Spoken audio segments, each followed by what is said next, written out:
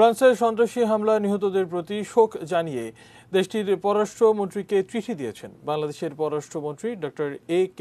আব্দুল মোমেন। চিঠিতে বলা হয়েছে, বাংলাদেশ মত প্রকাশের নামে কারো অনুভূতিতে আঘাত দেওয়া সমর্থন করে না।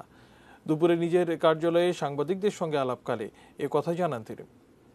ফ্রান্সের আমি পররাষ্ট্রমন্ত্রীকে লিখেছি চিঠি, তাদের দেশে যারা মারা গেছেন যেই ইরেসপেক্টিভ অফ, সেই জন্য আমরা দুঃখিত।